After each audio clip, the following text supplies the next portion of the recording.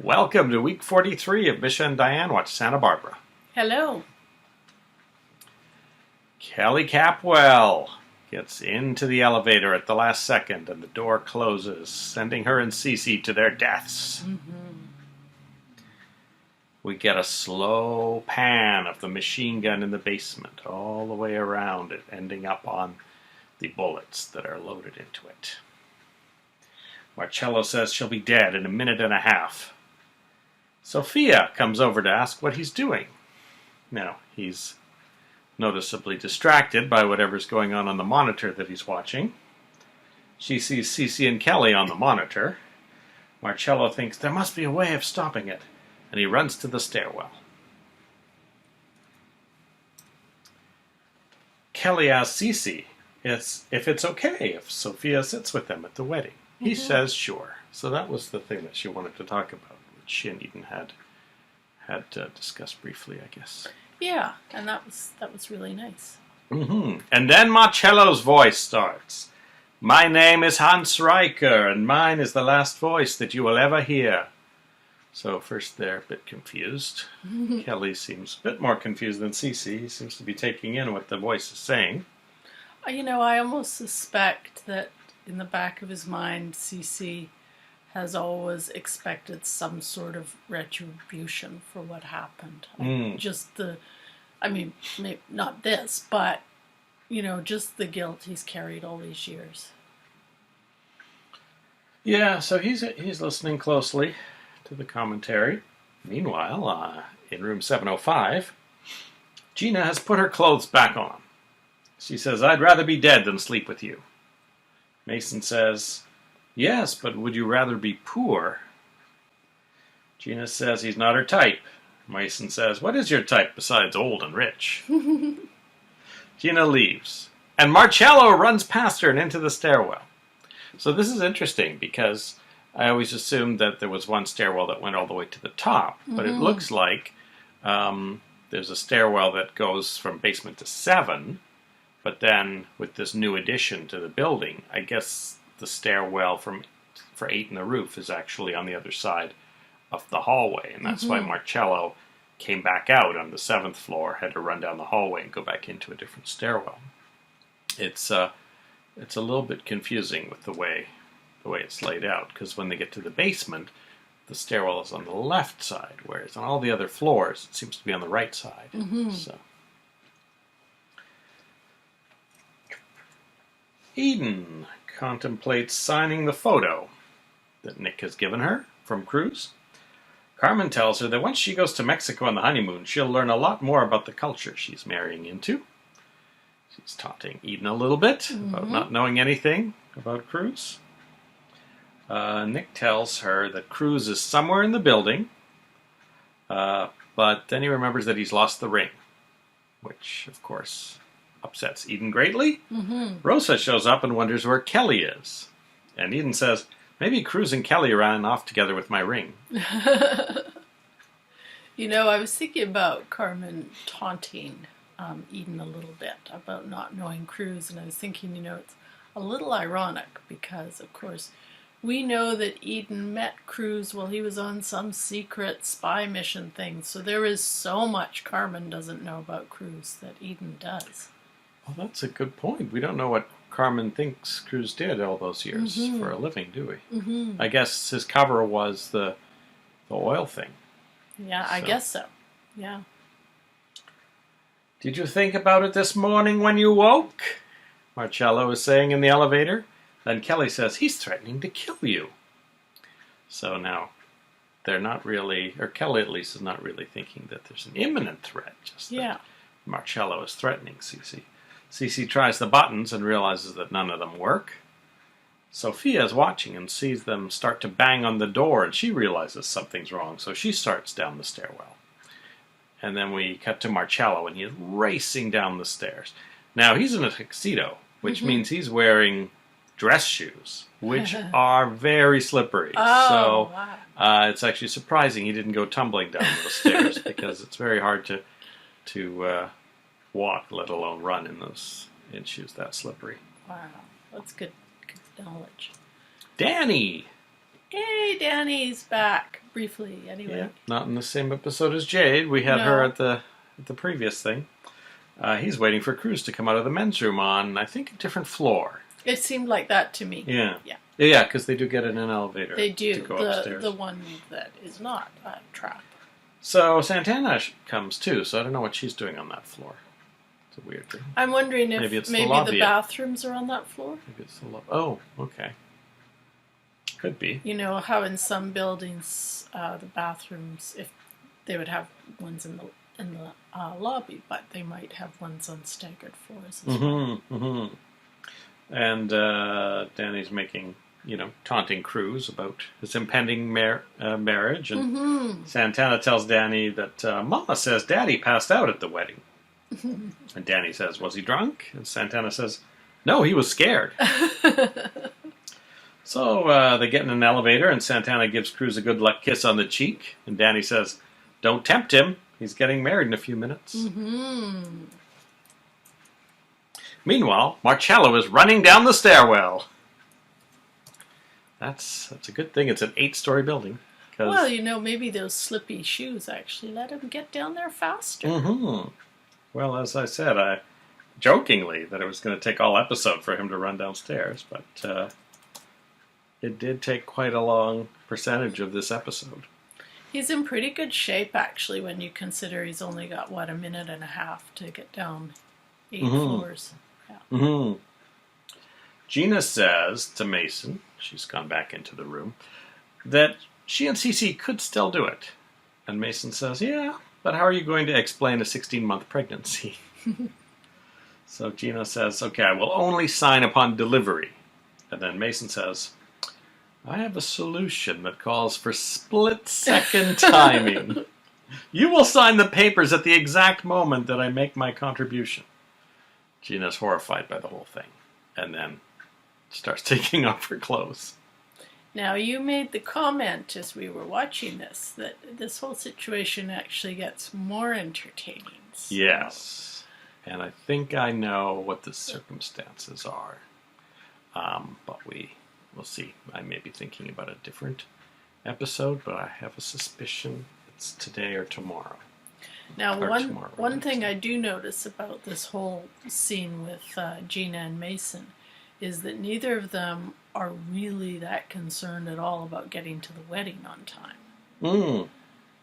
Although Gina does say, let's make this quick, I don't want to be late for the wedding. Yeah, but really.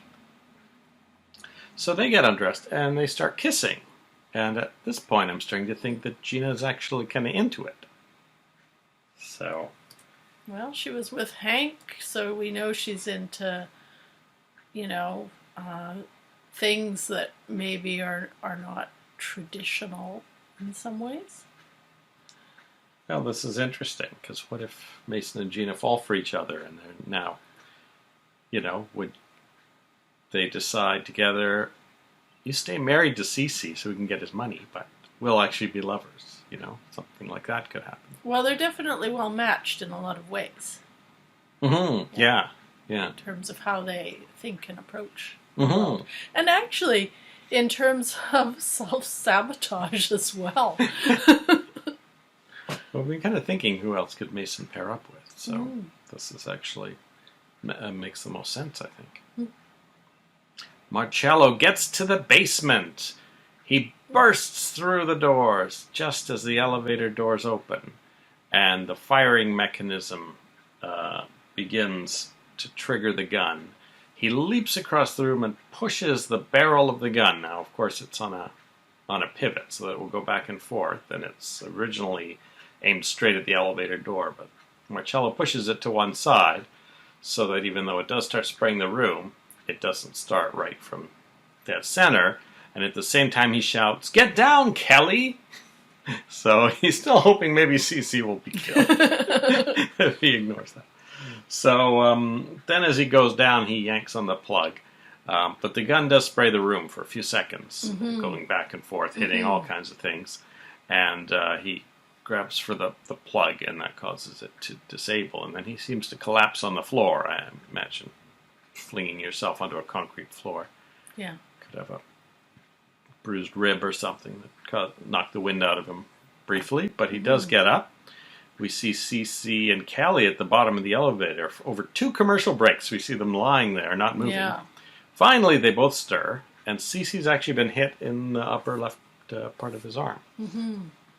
But they all are basically fine, and then Sophia makes it down to the bottom. Yeah. And Kelly tells Marcello that he's sicker than she ever could have been. Yeah. He says, she says, my father didn't kill your parents. And Marcello says, he came into our home and betrayed us. Kelly says, the way you came into our home and betrayed us? Mm-hmm. And then Sophia says, why did you come back here 16 years ago? Marcello reveals, to kill you.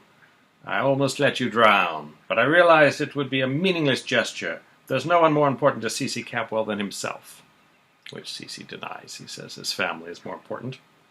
So Cece calls security, and Marcello says, oh, you might as well have them shoot me because I'm already dead.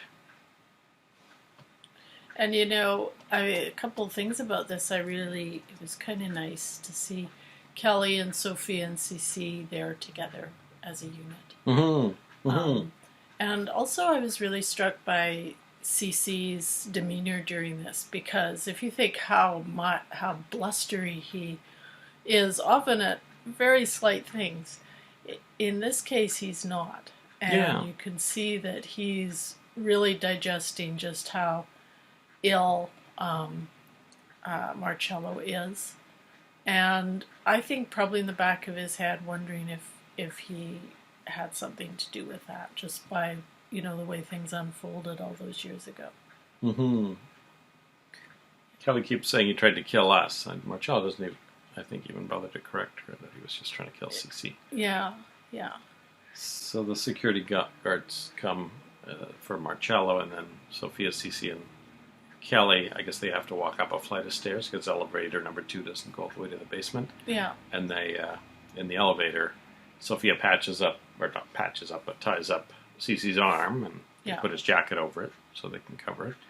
And Cece has kind of a flashback to Marcello's parents being killed, and he does think about, is he to blame for that? But they say to him, oh, well, if you hadn't covered Marcello's mouth, he would have been executed as well. Mm-hmm. So. Which is probably true. But one thing that did strike me was a few episodes ago. It was actually when Cece and Marcello were standing at the door, turning away our photographer for, after he saved Kelly. And it did occur to me that, if things had been different, in some ways it's possible that Marcello could have actually filled the role of the son that Cece didn't have with Mason and doesn't seem to have with Ted. Just in that moment, they were both allied. And, if things had gone differently, Marcello probably would have been a formidable ally of Cece's if he had actually, been brought into the family. Well, currently on Days of Our Lives, they have a serial killer and another killer, both, being integrated back into the cast. Do you think there's any hope for Marcello that Cece would somehow forgive this if he can be rehabilitated? Well, I suspect that my feeling is that Marcello's storyline will end with a big bang, because we still haven't seen what he has planned for the yacht. And we have no evidence that he actually does make it into custody. So I think his storyline will possibly go more of the Peter Flint route. I think there'll be a pattern on Santa Barbara with their psychos. Yeah. However, that would be interesting. I mean, that would have been an interesting alternative. Mm-hmm. Yeah. In the elevator, they decide not to mention this to anyone at the wedding until after it's over. Yeah. Because, remember, I was wondering, how are they just going to go ahead and continue with the wedding after all this? But I guess really, aside from the 2 security guards, no one else really knows anything's wrong. So they're going to cover. Yeah. So basically, I guess they must take the stairs up. They must clamber up. I think they have to go up one flight. No, but then they're in the elevator. Okay. I think they have to go to the lobby by stairs, and then they can get elevator number 2 up. So the guards did say that they had heard something, but they didn't bother coming running, I guess, with the machine guns, because Sophia got there long before them. Upstairs, Nick, after some prodding from Eden and Cruz, finally remembers that the ring is in his camera bag. Mm-hmm. And then Cruz tells Eden he's scared to death, and they have another one of their back and forth discussions about who wants to call the wedding off. But they decide to get married. And the guests all get seated. And then Cruz tells Nick he has the urge to run away. With Eden! Mm-hmm. And we see Eden peeking around the corner. And this is the days before Vera Wang dresses and that became fashionable. So the dress Eden's wearing is much more ornate than I think probably what most brides would wear now. It's actually very Edwardian with a high neck, and big puffy long sleeves, and a lot of lace. And her hair's kind of up in an old-fashioned bun. So it's a very different look than I think this kind of wedding scene would have nowadays. I mean, there's probably 100 Soap Opera Digest covers from the 80s and 90s of wedding dresses that no one would ever wear nowadays. Yeah. In the basement, you'll recall that the bullets from the machine gun hit a number of things in the basement, including the electrical panel and a bunch of cleaning supplies that have been leaking onto a pile of, looks like black cloth. Maybe they're storing some tablecloths down there. And the guards and Marcello are still down there, hanging around for a while, I guess, when suddenly a spark from the electrical panel sets one of the cloths on fire. And the fire quickly spreads to a drum of something, and has a sort of, not a big explosion, but enough to knock Marcello and the two guards over, and Marcello seems at least stunned. He doesn't seem unconscious, but he's stunned. And then the fire starts to spread. And upstairs, instead of seeing the wedding, they start showing flashbacks of Cruz and Eden's various scenes from previous episodes. So that the scene of Eden peering around the corner is actually the last new footage for the wedding in this episode. Yeah. There's quite a long scene over a song that I can't recall.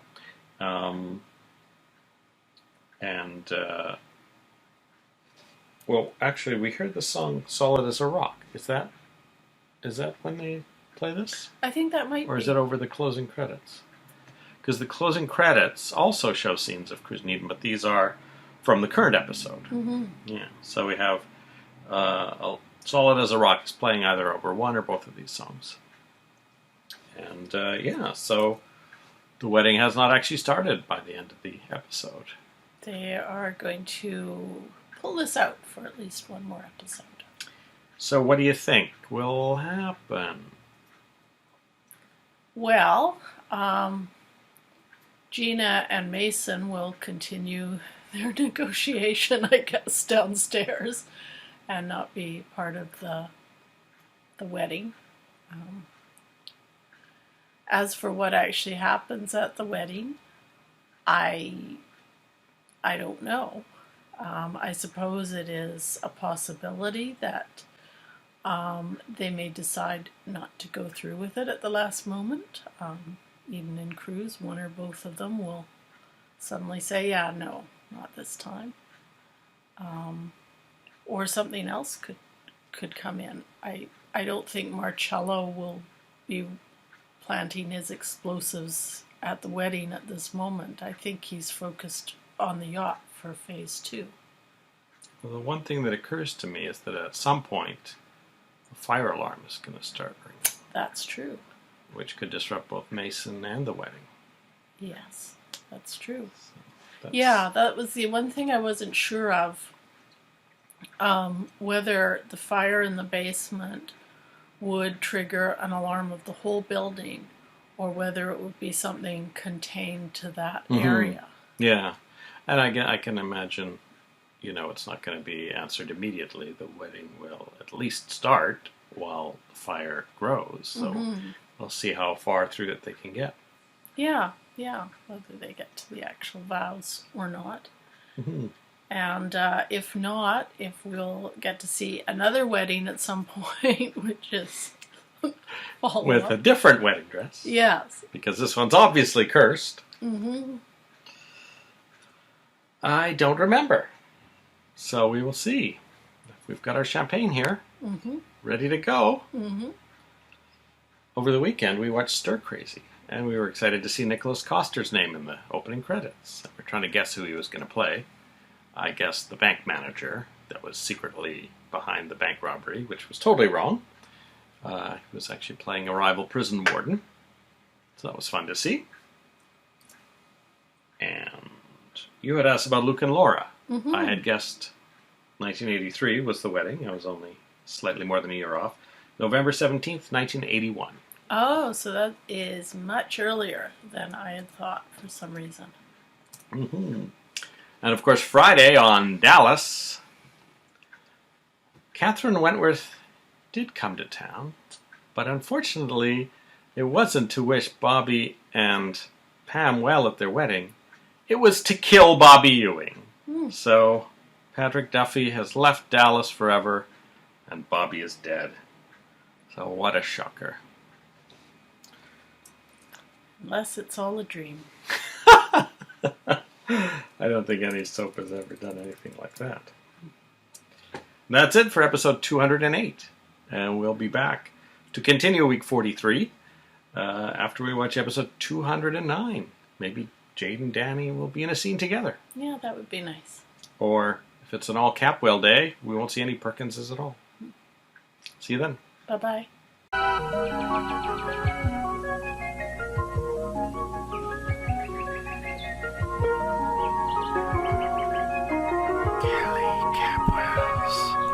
Psycho Gazebo. Kelly Capwell's Psycho Gazebo. No, this is mine. It's my bag, I tell you. Now, please, give it to me. You should find some way of identifying your belongings so that you don't go around taking other people's things. Then I suggest you wait for a bag, like this, with a tag. There's no need to be rude, madam. Don't tell me how to behave. Now, please, just get out of my way. I'm late as it is. Oh, his roll. Oh, fun, fun, fun. I can hardly wait to tell them they put the package in the wrong suitcase. It must be in that girl's bag. It was identical. Did she say her name was? Parker. No. Perkins. Kelly Perkins, that's it. Now, just hold it right there. It's not my fault. Get yourself some reliable people.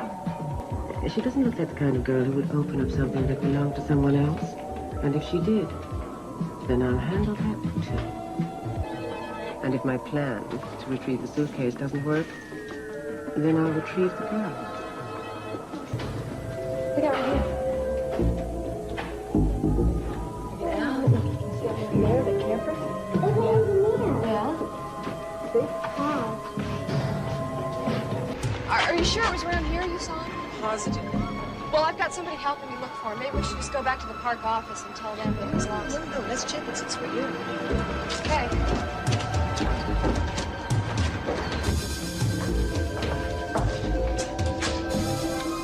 I think we have to proceed on our regular schedule. Now that gives you until Friday to handle the problem for us. I don't need that much time.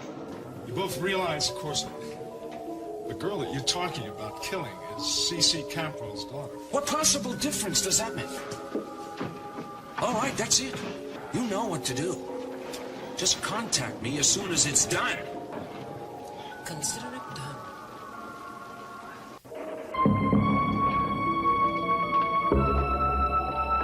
Won't be long now.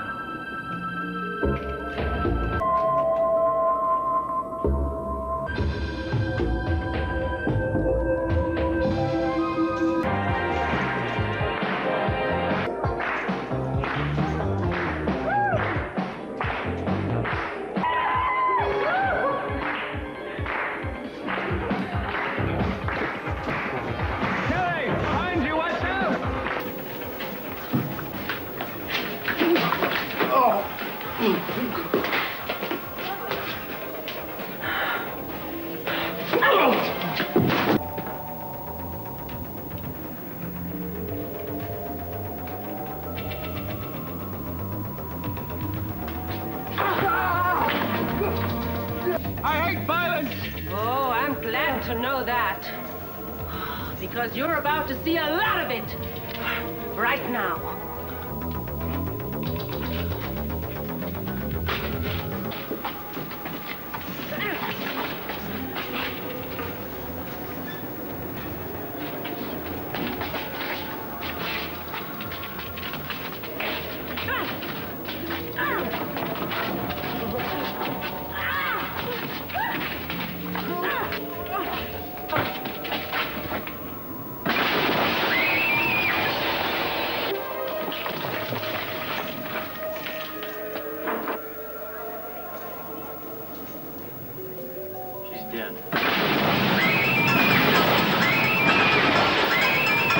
Kelly Capwell's Psycho Gazebo welcomes Brandy.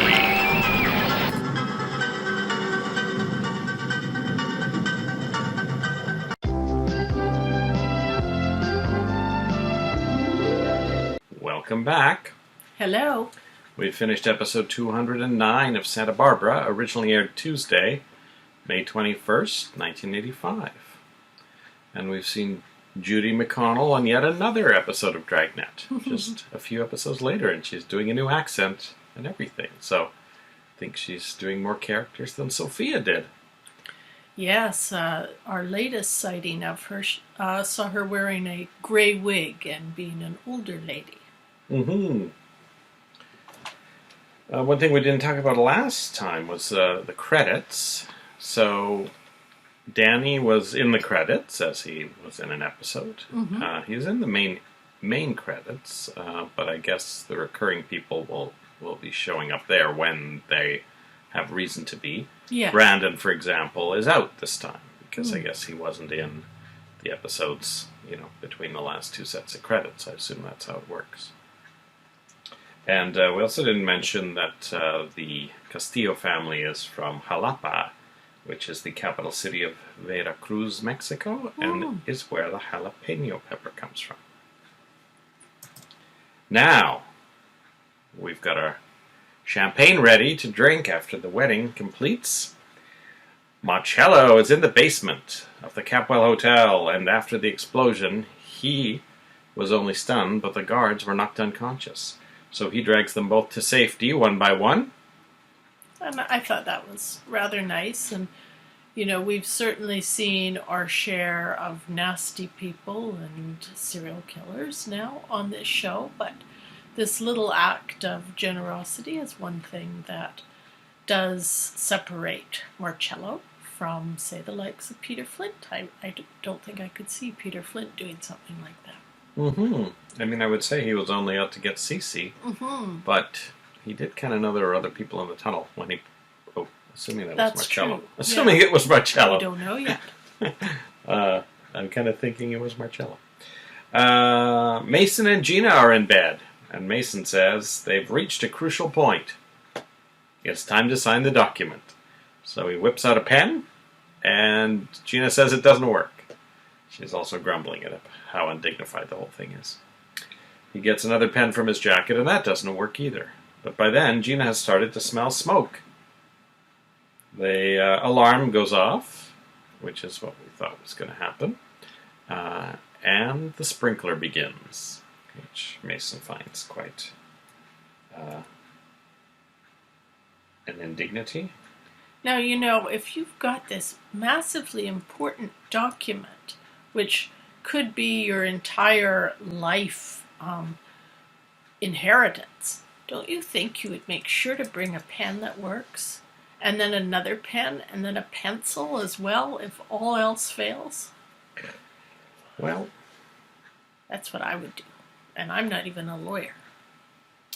Yeah. And then usually there's some pens in hotel rooms, too. Yeah, exactly. At least, especially if they're the caliber of the Capwell Hotel, you would think. Mm-hmm. So they go out for a second, and there are flames at the end of the hallway. Now, they're on the 7th floor, so they're one floor below the Orient Express. Mason gets the ice bucket and starts wetting some blankets. I'm thinking, why wouldn't the sprinklers have already wet the blankets? But I didn't really realize that the sprinkler actually was not running in the subsequent scenes.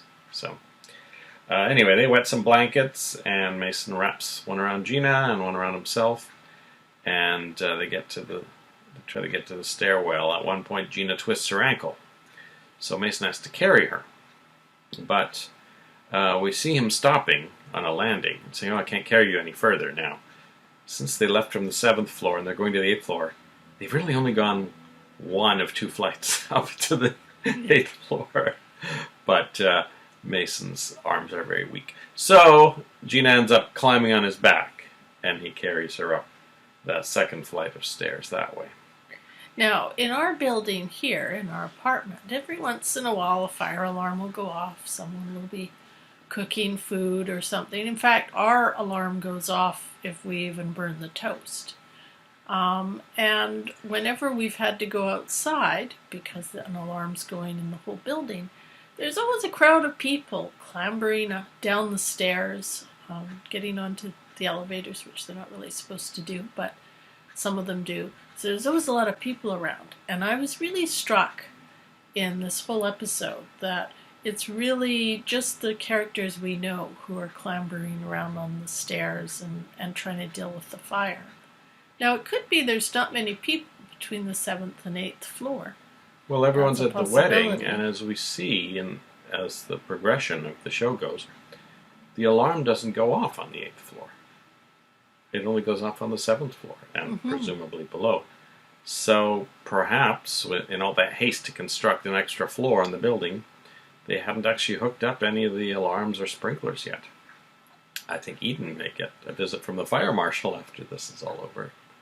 We're seeing a lot of shoddy construction work on the Capwell Hotel, and I think this gives us an indication that Ben may indeed have a very good case against them. That's true. Marcello climbs up the stairs. The fake Jack Stanfield Lee tells the torturer that he needs to know more about Augusta's sister, Julia. So now he knows it's Augusta's sister. Now, I don't know how he found that out. Yeah. He last saw her with Lionel, and Lionel called her Augusta. Or called her Julia. That's how he got her name. Could he maybe have figured it out from seeing her with Lionel, and presumably Lionel is in his research documents if Augusta was in there? I guess I just assumed, I didn't really think through the sequence of this. It is something mentioned when he phones Augusta. No, but this is right at the beginning of the show. Yeah. He phones the torturer and says, I need to know more about Augusta's sister, Julia. So it's very odd that he knows it's her sister suddenly. Meanwhile, Marcello Armonti is climbing up the stairs of the Capwell Hotel. He actually does encounter 2 people who are going down. Augusta asks Julia if she has lost any weight. As you recall, Augusta had told Lionel that she had been quite overweight and had some skin problems and braces when he last saw her. Oh no, didn't have braces, but had an overbite or something. Well, that's how Lionel remembers her at their wedding as well. And this is kind of a fun reminder that although we've gotten to know Julia a little bit better over the last couple of weeks that we've seen her on the show, Augusta has not actually seen her at all for quite a number of years. I think it's 8 years or something like that. I think it was 10. Maybe it was, 10 then. So we actually know a little bit more about what Julia's like now than Augusta does. So Julia says that she's still as homely as ever. I think she's just trying to tease Augusta. I don't think she's necessarily just saying that to boost Augusta's spirits. And she says she's content to be the brains of the family, and Augusta counters with, I'm not exactly brainless. Realizing that she's already insulted Julia previously. She asks Julia to dial Jack Stanfield Lee. And Augusta invites him for drinks and to meet her sister Julia. So, of course, faux Jack Stanfield Lee has to pretend he doesn't already know Julia when he's talking to Augusta, but pretend to Julia that he is Jack Stanfield Lee and already knows her. So, Augusta tells Julia that while they're waiting, she should go down to the mattress store and just let Lyle know that she's having drinks with Jack Stanfield Lee and tell him that you're outraged. Mm-hmm. Meanwhile, Marcello Armonti is climbing up the stairwell to the Capwell Hotel. He is aiming for the Orient Express, I assume. Julia is on the phone with Edward in Phoenix, and she says she's staying in Santa Barbara. She's quitting her job at the law firm that I guess presumably Edward is her boss or partner at, and she says she'll let him know what law firm she goes to. So it sounds like, unlike Mason, Julia could have her pick of law practices in Santa Barbara. She doesn't seem too worried at all about getting another job. Warren shows up, tells Julia that she's attractive, and Julia says all women lawyers are. Sandy Day O'Connor could have been Miss America. So, just thought I would put that in for the 1985 reference to one of the Supreme Court justices, but I don't know how long she had been a justice by that point.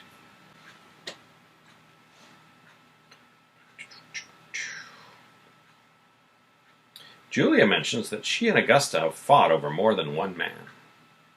Now this is actually as confusing as Brandon's birthday, because if Julia was 9 years old at Lionel and Augusta's wedding, when exactly did Julia and Augusta fight over the same man? Yeah, I thought about that too, because we know they wouldn't have been fighting over the same man over the last 10 years that they knew about. I mean, you know, we now know that they both have had an interest in Jack Stanfield Lee, but so the last 10 years are out. I mean, it's more of a Augusta problem, really. Was she seeing other men so publicly while Lionel was on his trips that, you know, Julia was aware of things? Or is it just this Jack Stanfield Lee thing that she's referring to but not wanting to tell Warren? I mean, that may be it. It may have just been that one thing. Well, do we know how old Julia is? She's 29. She's 29. So if we think about it, they haven't spoken for 10 years. Well, Warren is in his early 20s. I think they mentioned they've been married for 24 years or something, right? So yeah, so as you say, if Julia was 5 at the wedding. So it wasn't before she married Lionel. It's the kind of thing you would expect more from sisters who are very close in age, to have that kind like of Kelly rivalry. and Eden, which they did kind of have a similar conversation a couple of weeks ago. So, yeah, so that's interesting. Maybe we'll hear more about these things. Maybe there's actually more, you know. The implication was that Augusta was seeing people like Peter Flint while Lionel was out of town, but you know, it's surprising that it's something that would have been well known enough that Julia would know that she and Augusta were interested in the same man. So. It does provide another reason, perhaps, why Julia is just going along with the assumption that Augusta's making, that she's still kind of fat and got crooked teeth or whatever. Because Julia knows, I'm sure, and we certainly know, that Augusta's very jealous. So, you know, I think her thinking that Julia's the way she remembers her probably will actually ease this relationship a little bit as well. Warren asks her why she's never been married, and among other things she says, I'm a little hard to handle. Warren says, Mom too, you both need strong men. Dad is strong. And Julia says, he's perfect for your mother. Yeah. So she mentions that she doesn't like Lionel. So that's interesting, because you had thought that maybe Julia and Lionel might end up together. Well, I could see that there might be some things they would have in common, if at least Augusta, if nothing else.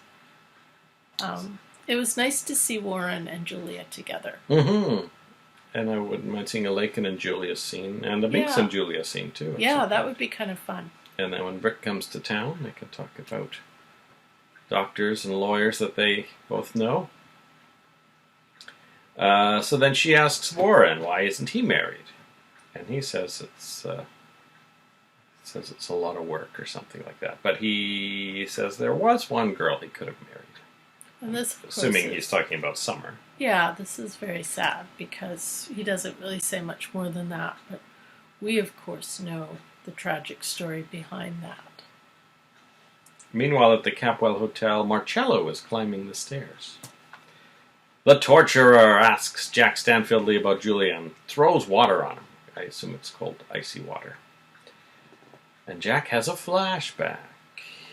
He and Julia are in bed, or she's just gotten out of bed. And she somehow spots a photo in his possession, and it's of Augusta. She says, I remember taking this photo. So she realizes that Jack is seeing Augusta. Mm-hmm. So presumably Julia and Jack have been seeing each other for some period of time. And she jumps to the conclusion very quickly from the photo that Jack is currently seeing Augusta, whereas it could well be from years ago, but I don't know, maybe what she's saying when she said, I remember taking this photo, is that she just took it a couple of weeks ago or something. Yeah. Or Augusta asked Julia to take the photo for her, specifically because she knew she wanted to send it to Jack. So, anyway, Julia is livid that Jack is sleeping with her and her sister, and flings a glass object at him. Thus endeth the flashback. And then Jack is relating that story to his torturer. He says, it's a good thing she missed, or I would have been very badly injured. And then the camera zooms in on Jack Stanfield's left shoulder, and he's got a huge scar there, and he's kind of covering it up with his hand. And later he says, come on, Julia, figure it out. Stop those men. And we see faux Jack Stanfield Lee also with his shirt off, and he does not have a scar in that area. So this sort of shows us just what high regard the real Jack Stanfield Lee has for Julia's intellect. He may not have had any qualms about cheating on her or whatever happened between them, but he definitely respects her abilities to reason things out. Yeah, he's basically counting on her to be the one who figures it out, and I assume that she will be the one. Now, I was trying to figure out the timeline a little bit on this. If the real Jack Stanfield Lee has just been taken captive, and the fake one has really only just stepped into the role, ostensibly on the way back from this trip. What do you mean? We haven't never seen the real Jack before until he started being tortured, right? Because remember, he didn't remember I know Julia. that. Well, yes, that's right. I mean, I'm assuming that the only time we've actually seen the real one is being tortured in this cave. But I'm trying to figure out when the fake one was actually started stepping into his role. So, I mean, the fake one has not had any dealings with government or whatever. I'm assuming he just stepped into the role to come back on the plane, basically. Well, has he been... I mean, he's been on this Amy project for at least 9 months. So, I mean, was he already pretending to be Jack Stanfield Lee at that time, too? I don't know. That's what I'm asking. How long is the real Jack being held captive and tortured? I guess it's something that should come out when someone finally rescues him. He'll say, thank God, I've been here for 2 years, or something like that. Because I'm thinking about the fake one, and I'm thinking how could he be on a government trip and in a house in Santa Barbara? I mean, I would think if you're supposed to be on a government trip meeting a lot of dignitaries, people are going to notice if you're not actually there. Oh, I see. Yes, I understand your question, but there is an answer for that. Okay. Which I can't tell you because it's a spoiler. Oh, okay. Yeah, I just realized that you're missing an important piece of the puzzle. At the Capwell Hotel, Marcello is climbing up the stairwell. It's quite full of smoke. He's got to go on. He's got to go on. He's got to save the whole Capwell family somehow. The fake Jack Stanfield Lee is on the phone. The torturer has now revealed to him the story of Julia and Jack. It says, so that's why she was so mad at me. Everybody wants to marry this creep. Julia lets Jack in, and Augusta introduces them for the first time. Of course, both of them are playing along that they've never met. Jack asks Augusta if she's got enough help, and she says she has Julia, Lakin, and a maid, which leads Jack to say, "What about Brick Wallace? Is he helping out?" And Augusta says, "I don't know how, but he's on some kind of chauffeur sabbatical, and I have no idea where he is." So he did his best. But he gets a call at Augusta's house from Parker Simonson saying that they have found Brick Wallace, that he has been spotted performing in a traveling circus. So I think maybe we might be meeting Brick's mother soon, because she's a circus performer. Yeah, we do know that Brick had some ties with the circus world back when, so that should be quite interesting. Augusta asks Jack what he's been doing lately, and he says since he got back from the president's ranch, he's just been doing office work. So our thought that he might be assassinating the president, I guess, is not the case, because he's now been to the president's ranch, filled him in on his trip to New Staland, and didn't kill anyone. So yeah, we don't know why he's taken over Jack Stanfield Lee's life. If not for his access to the president, what could it be? Well, I'm assuming, we have seen things in the past, like with the Russian spies and that, where there has been a certain amount of international intrigue. So my assumption is that he's some sort of doppelganger put in place by perhaps a foreign power or some sort of criminal enterprise. Thinking of all those Mission Impossible plot lines from the 60s where Martin Landau would always impersonate someone to thwart some sort of communist plan or, as I say, a syndicate operation. This isn't Days of Our Lives, but do you think Faux Jack will pull off a mask one day? Marcello, meanwhile, is climbing up the stairs of the Capwell Hotel. And can I just say how impressed I am by the fact that Marcello is climbing up these stairs sort of endlessly throughout the episode, because we live in a floor that we access through several flights of stairs, and it's quite a thing when you've got groceries or whatever to hike up those stairs. Marcello is dealing with fire and smoke at this point, as well as having slippery tuxedo shoes. And slippery tuxedo shoes, and he was knocked out for a while, so he carried two bodies, probably up a flight of stairs each to the lobby to get them out of the basement. Yeah. It kind of reminds me a bit of some of your mom's German friends who go off hiking at like 6 in the morning and spend all day climbing a cliff, basically. Cece is holding the wedding because he's waiting for Gina. Eventually, Eden convinces him to let her start the wedding. Now, Danny is there. I don't think he has any lines, but he's sitting behind Sophia, I think, and Cece in the second row. During the vows, we hear Eden's full name is Eden Tyler Capwell, which Cruz makes fun of. Marcello stumbles into the ceremony and collapses unnoticed.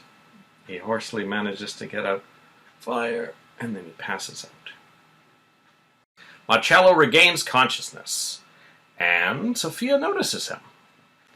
And he says, "The hotel's on fire!" Then they hear the sirens. There's still no alarm. Still no sprinklers. So, that Orient Express, not up to code. No. Cruz manages to get through to security, but is cut off partway through. But he hears that the fire is in the basement. And then Cece says that every floor from the lobby up is in flames. I'm not sure how Cece concludes that. But it's pretty much true, because we saw a fire on the 7th floor where Mason and Gina were. Mm-hmm. Nick is freaking out. He says, "I love fire and I love heights." So Kelly actually kind of goes and asks if he's okay. So she might be comforting him in the next episode. Mm-hmm. Cruz hears a helicopter and goes up on the roof to check, and they drop down a duffel bag filled with stuff. One of the items is a walkie-talkie. So now Cruz can coordinate the way he does. Mason stumbles in with Gina on his back. And Gina's thought fast. I mean, they previously talked about coming up with a better story, but Gina comes up with an even better one than they came up with. She says that she was trapped. First of all, she says she was late because she went to visit Brandon at the hospital. And then she got there late, and then she got trapped in an elevator when the fire started. And Mason rescued her and pulled her out. So this actually, because Mason said, whatever story you come up with, I have to be the hero. And so Cece thanks Mason. So that's nice. So we can see that Gina and Mason are actually a pretty formidable team when they want to be, because they're both very manipulative and very self-preservational while at the same time being self-sabotaging. So, yeah, that was actually a kind of neat alliance they briefly formed. This is a good pairing. Mm-hmm. I imagine even after this adventure's over, they may have some amusing adventures together. Now, I don't know if it was this episode or the last one, but there was a very brief moment when Mason slipped and revealed that Gina was actually already pregnant. That's right. He was, when, I think maybe when he was putting the blankets on her or something, she says something. He says, "Oh, you got to be careful about the baby." And she goes, "I'm not pregnant yet." He goes, "Oh, yeah." So that's actually funny. So maybe Gina will remember that and realize she doesn't need to go through with it. Yeah, it'll be interesting if she catches that, because there's some things, we've seen over the last few weeks where Gina seems quite oblivious for kind of as long a time as she possibly can. And a really good example of that were all the strong hints she was getting that Cece might have an extra interest in Brandon. But then there's other things where she's just picked up on the smallest clue and hits a bullseye with it. So we'll just see which way it goes with this little revelation, if she picked up on it or not. So Cruz hears from the helicopter. They say that the winds are not good. I assume that means they're high. And that the fire is spreading, and they might not get everyone off the roof in time. Presumably, everyone is going to have to go up on the roof to get in the helicopter, but right now everyone's still in the Orient Express, and there's just a little hint of smoke seeping up onto the 8th floor. But I assume if that picks up, they're all going to have to be on that roof set that we saw last week when Nick and Carla? No. What was her real name? Her real name was... It's another C name, I think. It's a B name. Christy? Anyway. We'll probably see that set again and have the whole cast huddled up there. Hopefully the roof is up to code. Brandy? Brandy! That sounds right. Yeah. Hopefully everyone doesn't crash through that. Actually, they must have just put a tarp over that broken skylight, because otherwise it'd be kind of chilly. Yeah, you'd have the wind kind of whistling through. That is this episode. I have to say, I was impressed that Marcello actually seemed to be suffering from some degree of smoke inhalation by the time he got up and was, was able to give his little warning, because so often in these things, I remember that classic fight between Alexis and Crystal Carrington when they're in this burning shed or whatever it was.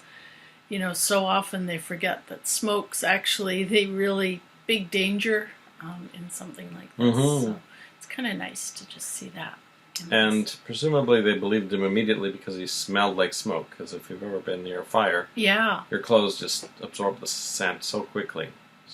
And plus he was all kind of singed. And he looked really, really bad.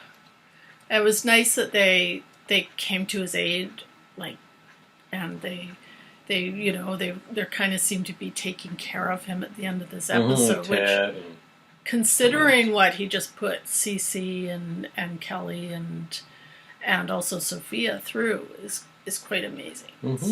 So what do you think Marcello's future is like based on today's events?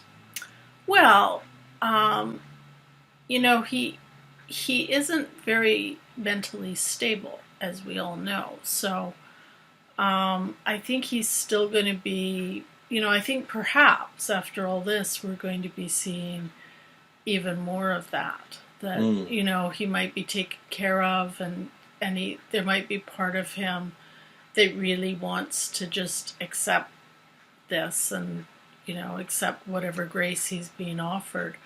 But I think we're perhaps going to see an escalation in his mental health issues as well, and maybe he'll start hearing the voices of his parents or whatever. I just feel like at some point, we've already seen the dynamite in the briefcase, so I really do think at some point he is going to try to blow up that yacht. There could already be a bomb with a timer in the yacht, and if he... Yeah. I mean, he could well die from his smoke inhalation in the first few minutes of the next episode, and that bomb could be sitting there for several days as a potential thing, and no one would know about it. That's another possibility as well, that he does breathe his last, and in the last few breaths says some cryptic thing that alludes to the bomb in the yacht that no one would ever really be able to guess. So. Certainly not Cruz. No, I think we should go to the yacht. He said yacht, so I'm pretty sure we should we'd be safe on the yacht. Yeah. Or he'll just blow it off as always, just whatever. He always loved yachts. Anyway. We'll be back after we watch episode 210 of Santa Barbara. See you then. Bye-bye.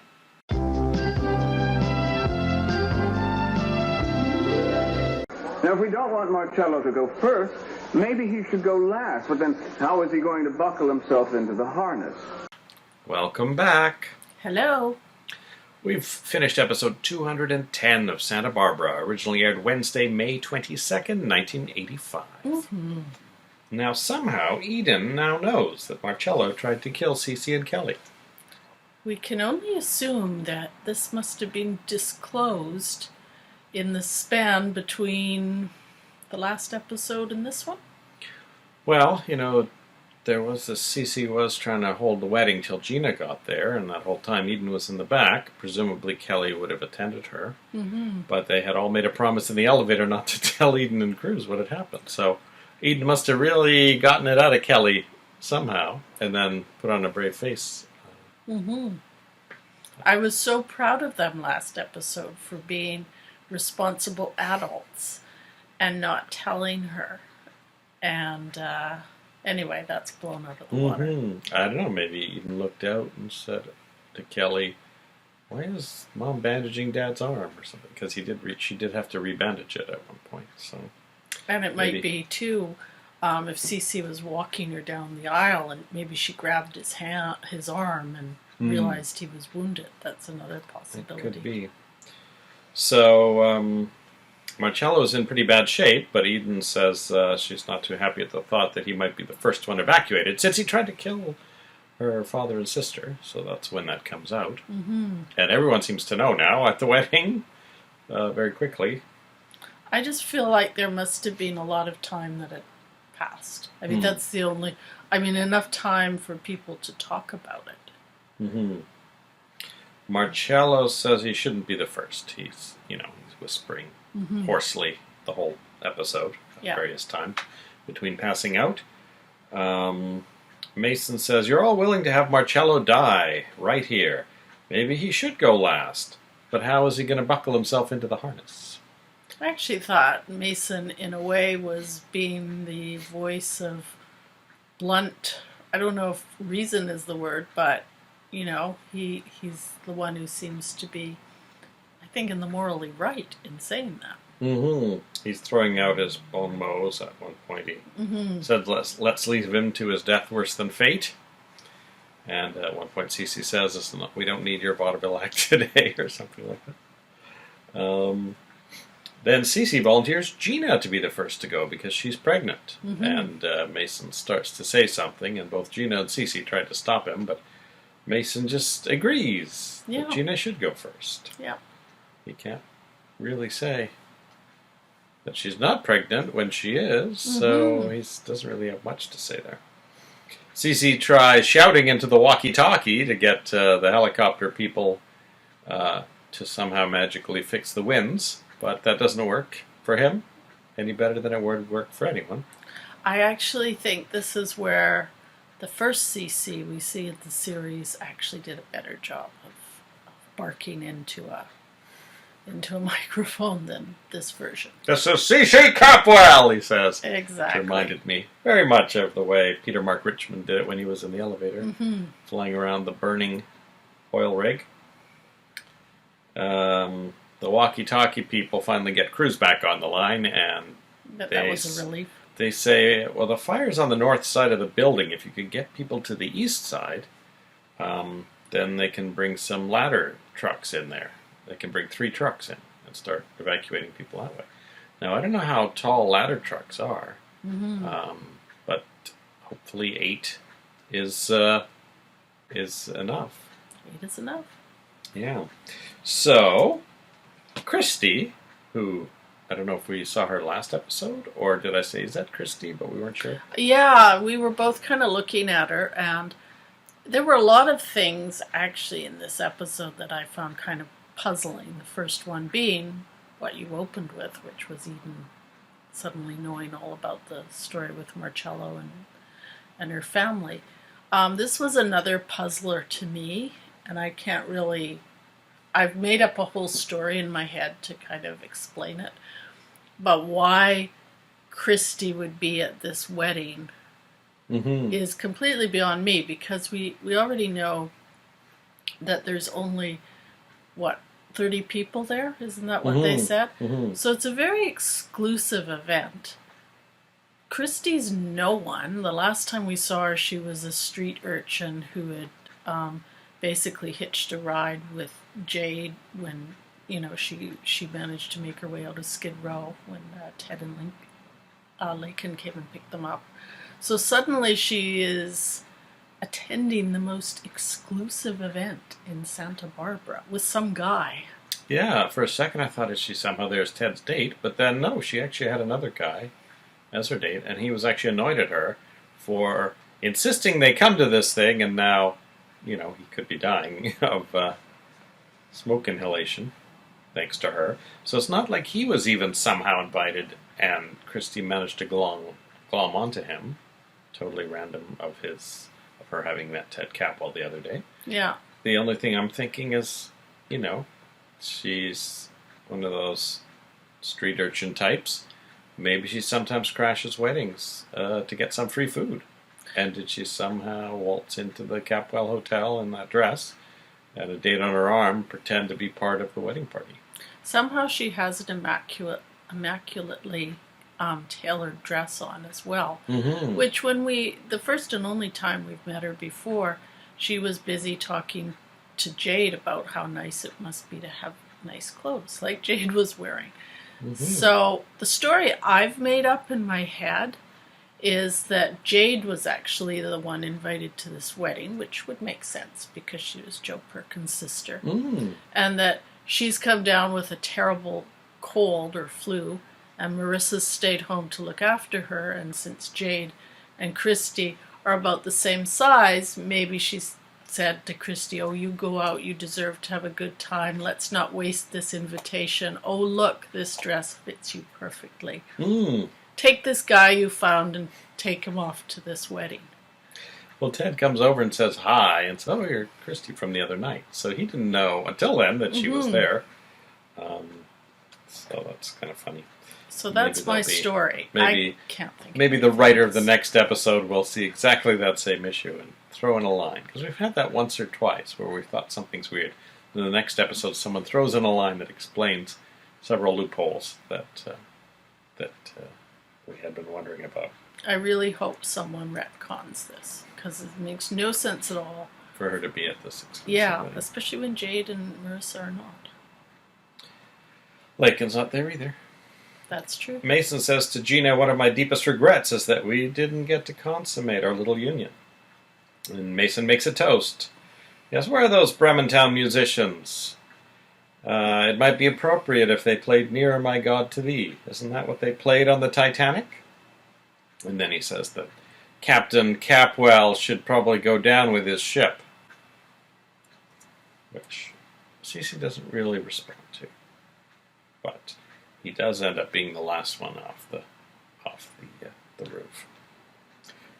Cruz gives Eden the ring, and then Eden says, "Not so fast," and runs it to Kelly, gets her ring, and puts it on Cruz's finger too. So the ceremony's not entirely completed. I don't know how far they got, because I think by California law, if the minister gets to a certain point, it's valid, or if the couple says a certain phrase, it's valid, even if the rest isn't finished. I think I know that from a future wedding in Santa Barbara, actually, but maybe I'm wrong about that. But I'm of the assumption that it didn't get far enough into the ceremony for it to be complete. What are your thoughts? My thoughts is that what would make it official would be them signing the document. But they still need a magistrate to pronounce it as well. I think you need both. Well, we didn't see them sign the document, which usually happens after the vows. Which they could do at any point. Yeah. But, so I think the fact that they didn't get the thing signed and the magistrate hasn't sort of officially said that this is so, it means that they didn't quite get married this last episode. I think that's another thing that we'll see for sure after everyone's had some oxygen and is no longer in the burnt-out Capwell Hotel. Now, how have we lost the hotel, I wonder? Well... As a character on the show? Yeah. Yeah, I mean, it's... It seems like they've put a lot into the Orient Express, so I would have thought that might have lasted a little longer, as, maybe... Even since we're no longer seem to be using La Mesa, it would be nice to have some upscale option to the State Street Bistro. Gina wonders who will take care of Brandon if they all die. She's got what starts off as a nice conversation with Santana. Then Santana says, "Oh, my father will." So it's nice to hear a reference to Reuben. Who was not there. Because Rosa's at the wedding. And Santana's at the wedding. And Gina's at the wedding. And Danny. The whole Capwell family at the wedding. And Danny's at the wedding, yeah. So that would actually be funny if Reuben was the next legal heir to Brandon. Gina then subsequently goes to Cece and says that Santana just threatened to take Brandon away. So she twists that, and I think Santana was trying to be comforting, and Gina took it totally the wrong way. These characters are all doing a lot of things while there's this fire raging and smoke going on. Well, they can only take a few people at a time. In fact, they haven't even figured out how to get the people off yet at this point. They're waiting for word, because the helicopter can't land because of the wind. We should see actually more evidence of that wind, shouldn't we, with that skylight broken? That's true. They must have thrown a tarp over it.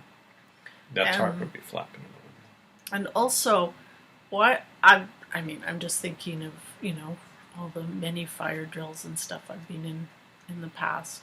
I'm not sure why they wouldn't be positioning themselves closer to the floor. I would think it would be safer on the roof, smoke inhalation-wise. Yeah, that's what I would think, too. I would think they would be trying to get to the roof. Even if they end up having to go back down to get to a window to escape, they should be up there at least where they could breathe.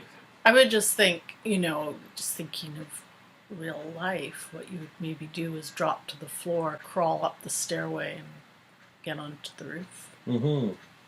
So the whole Capwell family's joining hands.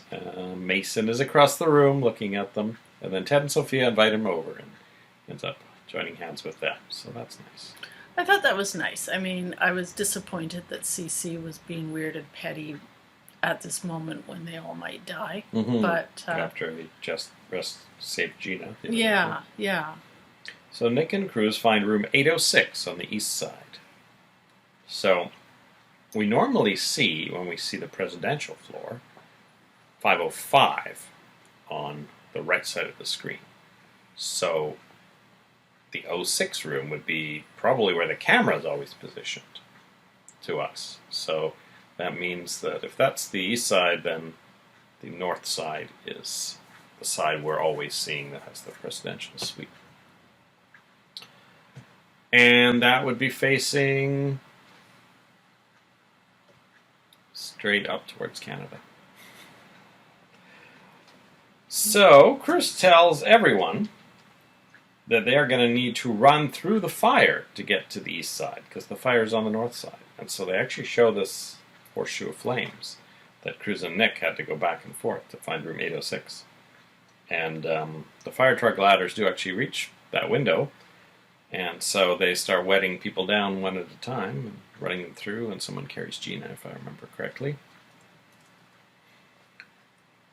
And then the rescued people end up gathering in the lobby. So somehow the fire is not really in the lobby anymore. Maybe it actually just worked its way up that stairwell. Maybe. It, wasn't actually affecting any of the actual floors. But, Mason and Gina did see it on the 7th floor, but that may have been bursting out of a stairwell. So people are gathering there, and everyone's waiting, who's going to be next? And Mason and Cece are the last two. Christy runs into Lakin, who has decided to come down there after all. And Marcello is muttering about the gun. And Kelly suddenly starts shouting at him, "Do you know who killed Channing? Now I know Joe's the only one I could ever trust, and the only one I could ever love." And Nick kind of has a sad look on his face when she says that. And then Kelly runs out of the building, and Nick follows her. So they're doing a slow build with this Nick Kelly thing, I think. Yeah, I think that was meant to be perhaps a little bit of a romantic vibe in there, with Nick kind of looking yearningly at Kelly and her running off. But I just kept thinking, here they've had this huge fire and the potential for loss of life, and it has been traumatic having Marcello become crazy and turn on her, but it did seem like Kelly was really making this all about her. I find it hard to be sympathetic with Kelly a lot of the time for these reasons. I think Nick will get over that. I think so. Marcello whispers something into Cruz's ear, and everyone's trying to get Cruz to reveal what Marcello whispered before he passed out. And Cruz says to himself, he said it twice. So that's must worth ignoring. Believe whatever Marcello said is believable to Cruz. So that's Parker Simonson tells foe Jack Stanfield Lee that they haven't found Amy yet. You remember that Jack is at Augusta's place and on the phone with Parker. So he hangs up and tells Augusta he's got to get back to the office. And then he says, "I've always cared for you. I'm glad that you and Lionel are separated. I have certain desires that only you can satisfy. I will always love you." Julia briefly peeks into the room during this and closes the door. So Augusta's very happy with all this. And as Jack leaves, Julia waylays him and says, "Stay away from my sister." And then foe Jack Stanfield Lee says, "You've become even more vivacious than before. Why don't we just pick up where we left off?" Julia says, "Leave her alone." And Jack says, "All you have to do is promise to see me, and I will forget about her." So I think this is fake Jack, I don't know, trying to get some action while he's pretending to be Jack. And he knows that Jack slept with Julia and Augusta at the same time, so he figures, this is great. I can just, act the way I know Jack already did in the past, and it will be believable, and yet maybe one of these women will sleep with me. Or both. I think we do have to make note of just how mean fake Jack is being in this episode to Augusta, because she's sitting there mooning away for him, and he's on the phone, and Parker's saying things like, "God, I hope you're not having too terrible an evening," and fake Jack's going, "Oh, it's really, Mm-hmm. yes, it's just like that." I guess Augusta's not his type. Yeah. We know Kelly Capwell's more his type. So, after Jack leaves, Augusta tells Julia that Jack is coming back tonight. And Julia says, after a 25-year detour? Mm-hmm. So now we've placed Augusta and Jack's relationship before she marries Lionel. But Julia finding the photo of Augusta took place sometime in the last 10 years. So Well, really not sure. I think you got to get busy What's with that going spreadsheet and chart this out. Lakin comes in with news of the fire, and Augusta tries to talk her out of going to the Capwell Hotel. Well, as we are doing this out of order, we already know she does go down. Jack calls to cancel, and Augusta thinks it's because she's blind. Then there's a knock on Jack's apartment door. He opens the door, and it's Julia. So I'm wondering if she's taken him up on his offer to drop Augusta, if she will take up with him again. And presumably she's doing that to protect Augusta, because she clearly doesn't like Jack. That's possible. It might also be that there might have been some aspects of his performance when he was, at the door that maybe raised some suspicions as well. Well, I think he needs to get his shirt off in front of her. So, from a plotting standpoint, Yeah. we would need Julia to think, to save Augusta, I'm willing to sleep with Jack again. Yeah. And then she'll see that he has no scar on his shoulder. A thug is trailing Brick as he shows up at the door to what looked to me like a mobile home. Yeah. And his mother welcomes him, and they reminisce about their time together in the circus. Mm-hmm. Now, this is a little odd because previously Parker Simonson had reported they've spotted Brick and he's in a traveling circus. So it's weird that he's with the circus, but he hasn't seen his mom yet. I'm a little confused. Unless he went to the circus, they told him that his mom had retired or had gone back home or something. Then he hung out with them for a week beforehand going back to mom. I don't know. Yeah, it was the thing that struck me odd, but although actually what you've said has maybe just explained it, was that his mom, lived in this house, because I would think if she was with a traveling circus, she wouldn't really have need a house, right? But if she is retired or, has kind of stepped back from that lifestyle a bit, maybe with the help of Brick's financial help, then, maybe that does make a bit of sense. Or maybe his trip with Amy was the circus, and now on their way back home, he thinks, I should stop off and tell Mom about Amy. Yeah. And this is actually not part of the, the planned trip. Yeah. So it's just an tacked onto the end.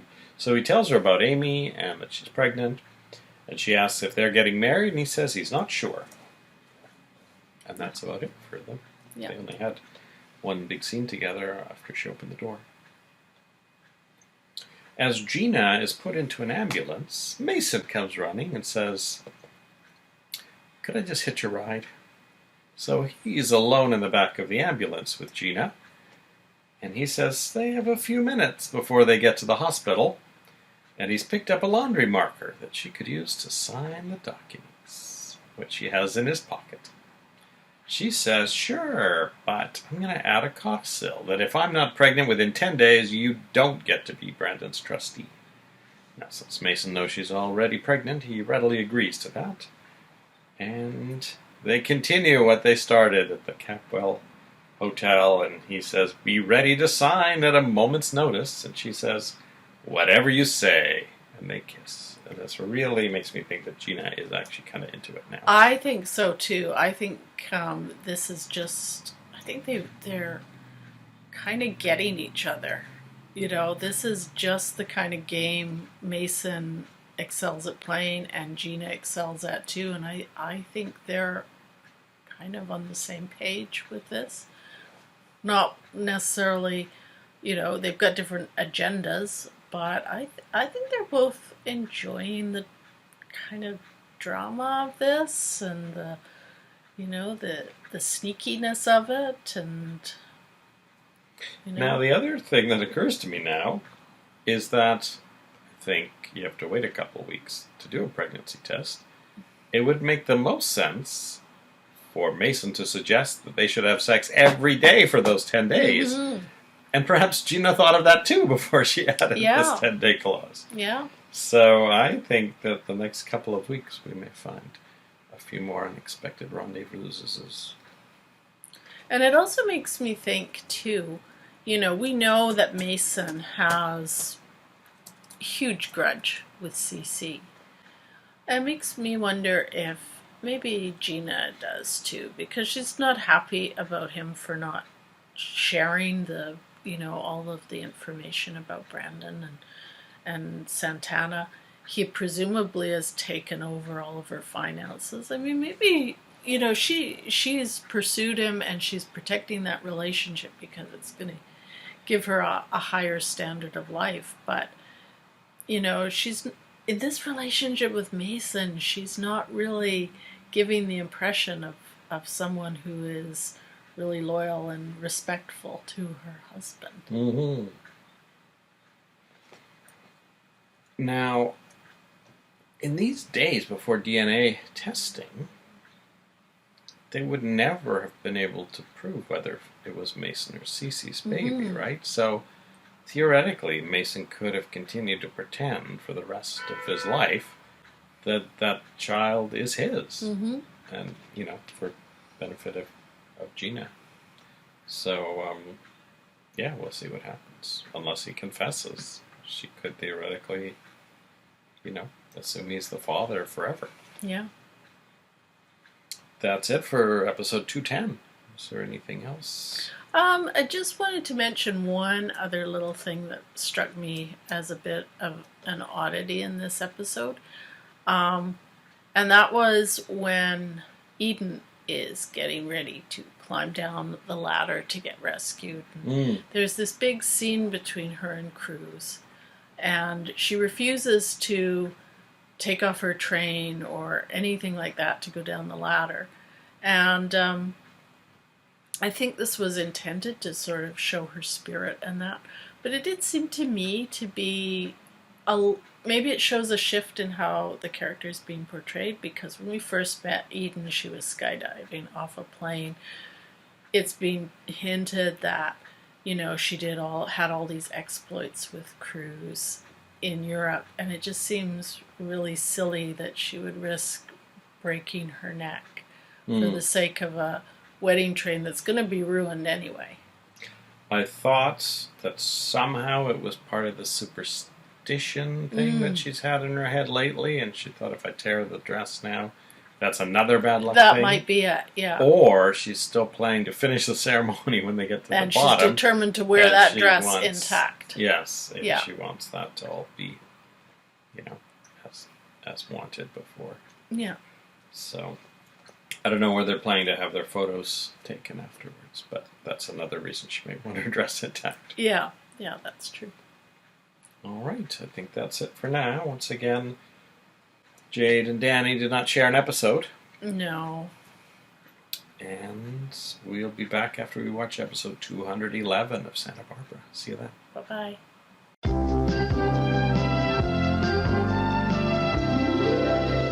Lionel, you're a scoundrel and a con man, and you don't fool me for one single solitary second. But I'll take the bed. Welcome back to Misha Dianne Watch Santa Barbara. Hello. We've been watching episode 211, which originally aired Thursday, May 23rd, 1985. Mason says, "Are you all right, stepmother?" when the ambulance attendant opens the ambulance. "I hope the ride wasn't too rough for you." So they make a series of jokes, calling each other stepmother and stepson, which is quite hilarious. I think Mason and Gina are both enjoying this. Then Mason realizes that Gina signed the document quite illegibly. Now, I was wondering about this because I was thinking about whatever legal documents I've signed, and they often will have a line underneath where you print out your name. So it's kind of interesting that Mason didn't include that. Because, if that's an issue, really most signatures are pretty illegible. And then later, when he mentions that to her, she just laughs at that. Everyone wants to know what Marcello just said to Cruz about Channing's killer. Yeah. And he says he can't tell them as it would give the guilty party a head start. Yikes. Warren and Lionel are standing nearby. And, you know, they are a couple of the other suspects that aren't Capwell family members. So I was a bit surprised that they had managed to overhear that. And Cruz asks Warren not to print anything for a couple of days. And Warren agrees on the exchange of having an exclusive. And I was very surprised as well. You know, we see this sort of close-up of him trying to hear what Marcello's saying, and then he turns around, and there's Warren and Lionel. And somehow they've overheard it. So Warren agrees in exchange for an exclusive.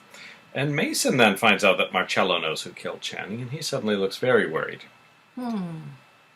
Cruz reveals to him that Mason says, I didn't even know he was in town at that time. And Cruz says to him, oh yeah, he was at the party.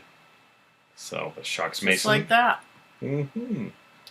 So then Cruz goes into Marcello's hospital room to question him, but he can't remember saying anything to Cruz. So he asks Cruz, what did I tell you? And Cruz says, looks like your secret belongs to me now. He puts a guard on Marcello's room and says no one gets in or out. That, to me, is an invitation for someone to get in or out. Yes, but he says including Capwell family members. So he obviously doesn't want them interfering with the investigation in any way. He then puts in a call to get a warrant to search Marcello's apartment. Mason doesn't need a warrant. He just breaks right into Marcello's apartment. He starts looking in drawers and looking around. He goes, all right, Marcello, where do you hide your secrets? I have to find them before Cruz does. Now that's interesting. Why would he have to find them before Cruz? What has Marcello got that Mason is afraid of? Yeah. Cruz and Eden go to Marcello's apartment building, but they end up ducking into maybe the realty office or something to have a discussion, because Eden says he's paying too much attention to this case and not enough to their wedding, which is kind of 90% finished, I guess. Yeah, and I don't know, it would seem like the murder of her brother would be important. Well, it's all about the wedding today. So then he says that no matter what happens, she needs to remember that he loves her. And she says, oh, it's making it sound like we're going to be separated in some way. So. Well, they might be emotionally separated in some way if she doesn't like where his investigation goes. Marcello asks the nurse for a mirror so that he can hypnotize himself, because he's in quite a lot of pain. Every time he tries to move, he's in agony. He hypnotizes himself to feel no pain so that he can escape from the hospital. It's so interesting to me, and of course I don't really know anything about this, but that he seems to need a mirror to hypnotize himself. I guess that's just the method he Yeah, used. that's his way So now of we've doing got it. 3 people on the run from Marcello's apartment. Nick runs into Warren, and Warren knows his work. So that's interesting. He knows about his... And they discuss him taking photos for the Sentinel. It's odd that it never occurred to me that these 2 jobs could actually be a good fit. Yeah. And, you know, really, what an evolution Warren has made since we first met him as this sort of obnoxious beach bum lifeguard. And it's another, you know, sort of tie between the Lockridge and Capwell families without it being a direct link. So that's always good. Okay, Nick can have scenes with Capwells and with Lockridges. Yeah, this will be a perfect fit. So in exchange, Warren will give him all the scoop on Kelly Capwell, because Nick's made it clear he's interested. And then they talk a bit about Joe. He says, I gather Joe's her late husband. So Meanwhile, Kelly is at the cemetery in front of Joe's headstone. Nick finds her there, and a rainstorm begins. He tells her about a friend of his who died in Nam, which I didn't really think was that helpful of a story, quite frankly. And then he says she'll meet someone who won't betray her like Marcello or die like Joe. That seemed also a bit dodgy. Yeah, that sort of almost implies that Joe's some kind of loser for dying. But Kelly doesn't take it the wrong way, or the right way, so that's good. He gives her his jacket, and later at the Capwell mansion, notices that she's freezing, and gets a towel to dry her off with, and then she dries him off with it too, and she seems to be in a really happy mood from that. So. That's good. Now, I think this is the first time we've seen Joe's headstone. It doesn't seem to be quite as big as Antonio Fiore. No. Joseph Evan Perkins. So, I don't know what Amethyst's middle name is, but... and the dates were... copied and pasted incorrectly here.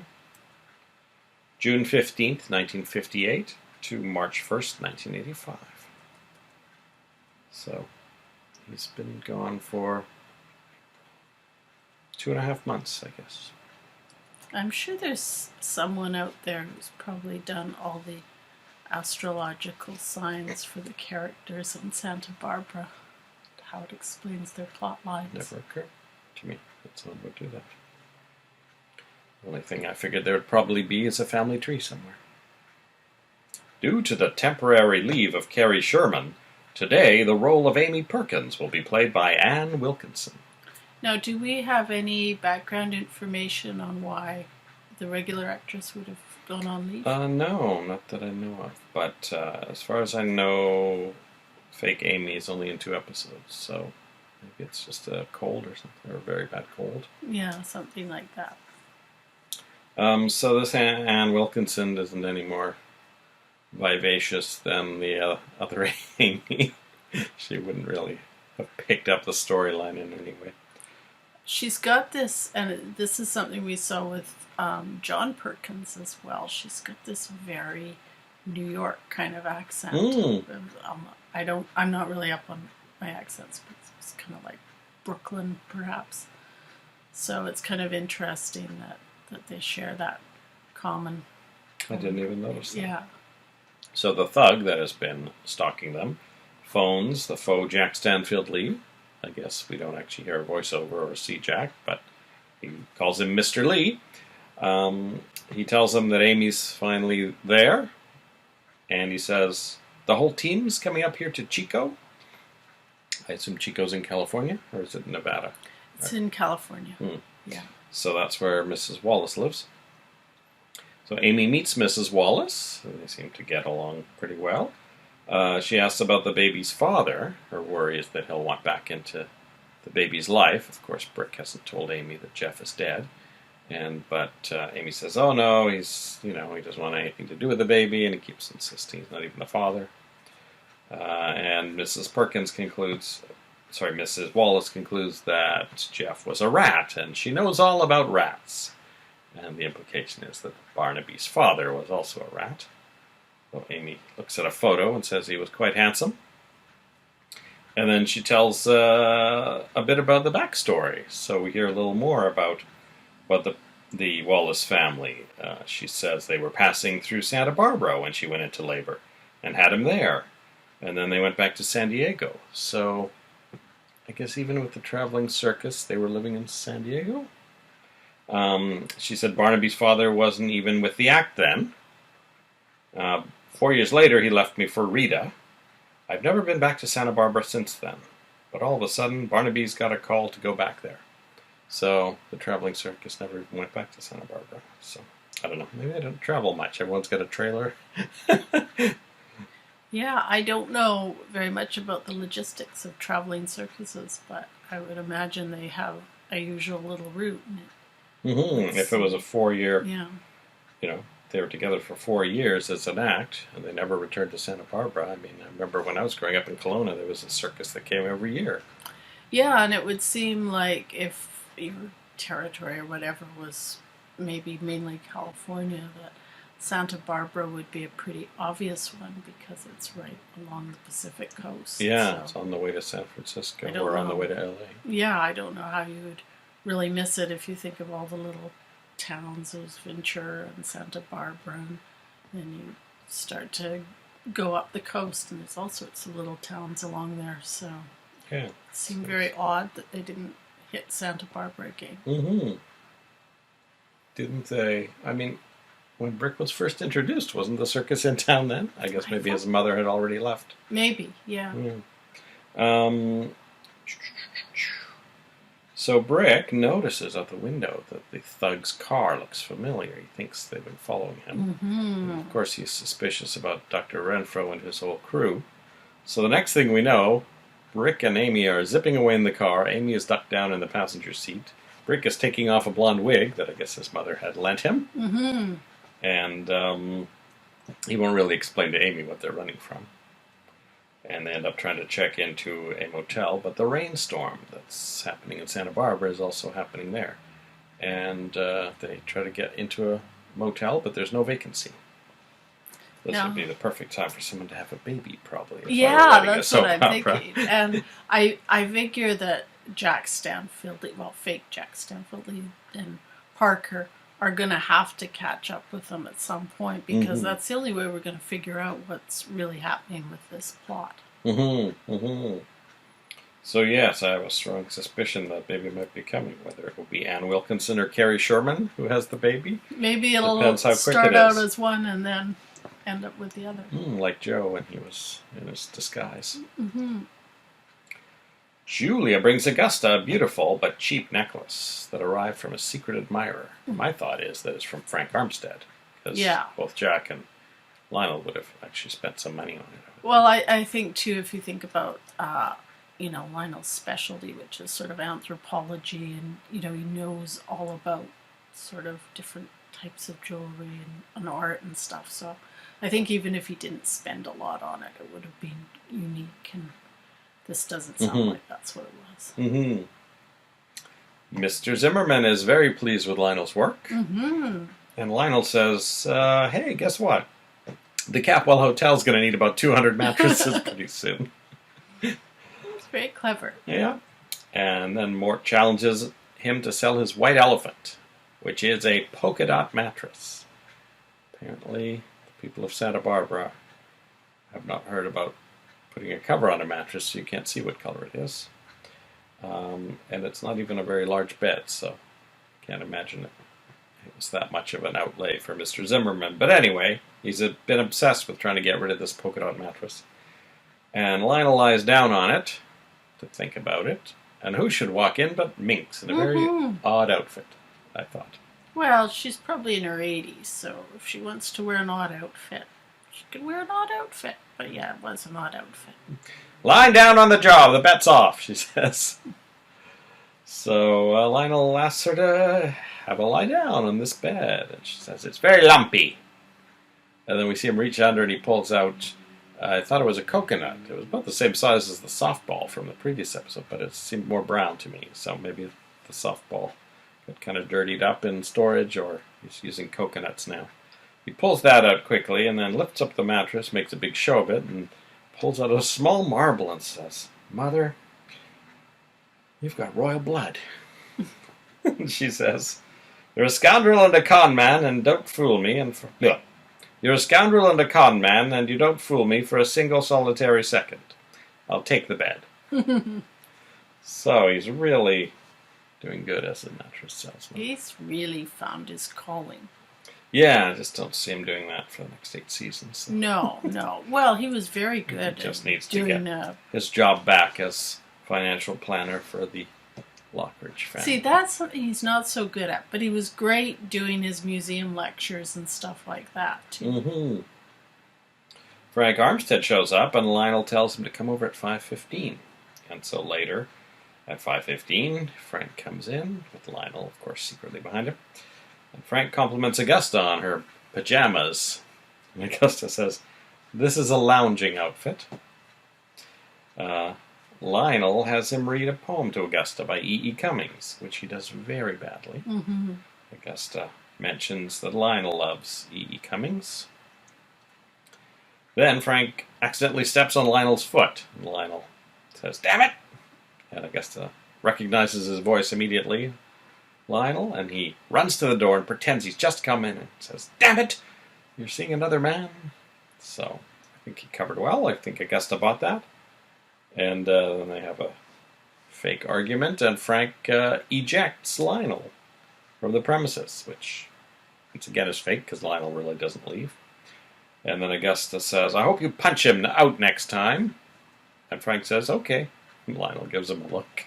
Like, you're too interested in my wife. Cece tells a reporter that there's over $1 million of damage to the hotel, but he's going to rebuild because he loves his hotel.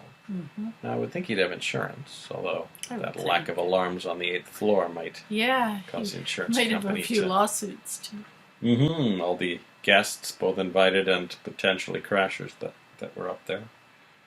Yeah, maybe Christy could get a good settlement for having her life at risk from a non-working alarm system. Mason take on that case. Sophia then tells Cece not to blame himself for Marcello. She blames the war for the whole situation. And then Cece says, "Well, there's a lot of," I think he says, "smoke damage to your room, so why don't you move into the guest house on the Capwell estate?" Which immediately I thought, oh, Gina's going to love that. She agrees immediately. Then they go to the hospital to check on Gina. Gina trying to put on a good show for Cece. Thanks, Sophia, for voting to save her first. And Sophia says, "Well, I was kind of thinking about the baby, too." And then Cece tells Gina the good news that Sophia's moving in.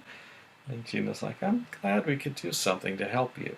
She's, as usual, very, very jittery about the whole thing. This is a bit of shades of Dynasty, too, because didn't Alexis live in the Yeah, she lived in the guest house as well, something? which it turned out she owned on Dynasty, so there's some similarities between. It would seem to be at least a slight soap opera standard.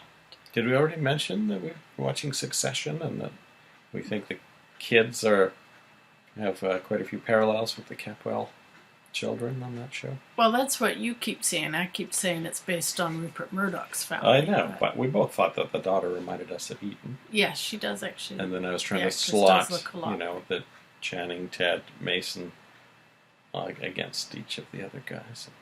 They kind of, you could see that. You could steal that plot. Yeah, I think it's based on Rupert Murdoch's family. Maybe his family bases itself on Santa Barbara. Because they love it. They love it so. All right. That's it for a Thursday episode. So we've got one more episode this week. We'll be back after we watch episode 212. We might find out who killed Channing today. Oh, wouldn't that be exciting? We were passing through Santa Barbara when I went into labor with Cutie Pie here.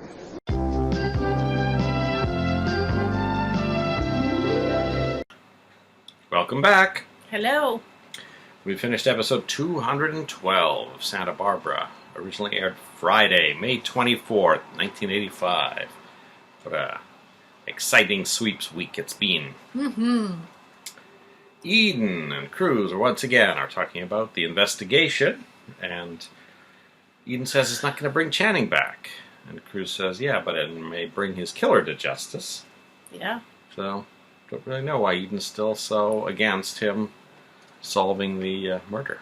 Yeah, it seems like a very weird position, and I remember thinking this when I was watching it, thinking, oh, come on, Eden. Like, really? You don't think this is a serious thing to try to solve your brother's murder? Not only because her brother is being murdered, and it would be nice to have the killer brought to justice, but that killer is still out there, and for all we know, could still be a threat to other people. Well, someone's currently trying to kill Kelly for reasons no one knows, so how does she know it's not related? Yeah. So in Marcello's apartment, Mason has found Marcello's photo album. Cruz arrives with Officer West, and Mason says, "Oh, I thought this was going to be our family photo album, so I came to have a look at it."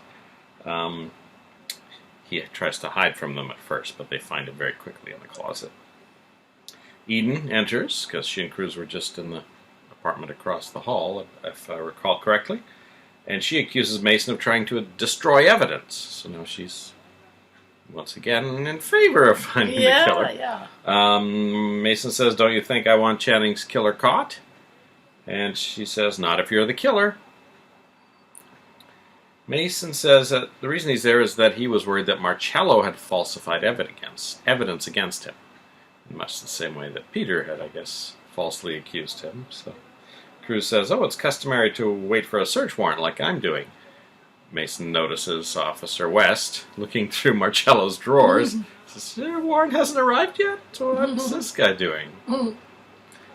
I have to say, I found Mason's reasoning in this to be a little bit lame. However, it's actually not out of character for other characters in Santa Barbara to have this same kind of reasoning. We've heard this argument from Augusta many times. You know, when she was caught in the tunnel, she said, "Oh, I was just down there because I thought there might be some evidence that would incriminate someone in my family." So in Santa Barbara world, this actually might pass as reasonable reasoning. But in the real world, I think it would sound a bit dodgy. Yeah. Marcello has finished hypnotizing himself so that he feels no pain. He makes a quick phone call to the nurse's station and does an impression of Cruz Castillo that's not nearly as good as my impression of Marcello. And pretends to be Cruz, asking to speak to Officer Dan Gadea, who is guarding his room. Apparently it is good enough, however. Gadea falls for it, and Marcello goes home. The home is now empty. He removes the nitroglycerin box from its hiding place in the flue of the chimney, and also pulls out his black gloves. And then we have a flashback to him typing the note in Peter's apartment, where Peter confesses to killing Channing, and then flashback to him placing the nitroglycerin in the tunnels beneath the Capwell and Lockridge properties. So our theory, at least my theory, that Marcello was the one who blew up the tunnels is correct. Yes, I think that is an absolutely important reveal. I have to say, I think in both of those instances, I think we saw the gloves several times. So there was the gloved hand typing the letter, the gloved hand placing the nitroglycerin. We saw the gloved hand at the bar when it was first revealed that they realized Peter's note was a forgery. We saw the gloved hand sneaking into the study to take the gun. I think on at least two of those occasions I made mention of how tiny that gloved hand looked, and I sort of thought it was a woman. Obviously I was wrong. I did not perceive the full size of the gloved hand, or Marcello has very small hands, or they had an extra on set who was a woman doing all those scenes. But I think it is pretty clear now that Marcello was the one behind those actions. Well, I heard that at one point the writers changed their mind about who the murderer was. So perhaps it was a woman's hand in the original version. Interesting. So Cruz returns, having found out that Marcello escaped from the hospital, and finds all Marcello's clothes are gone, and he finds the empty nitroglycerin box, which makes me wonder, did Marcello still have an unused vial of nitroglycerin in there? And has he got some plans for it now? Well, we know that there was a briefcase he had full of explosives, and he was nosing around the Capwell yacht. So. Yeah, I don't know if he had that briefcase yesterday or not. He put some other stuff from out of the flue too. I couldn't quite tell what it was. I don't think the gun was one of them, but maybe it was wrapped in something. So Cruz recognizes the smell but can't quite place it, so he sends the box for analysis.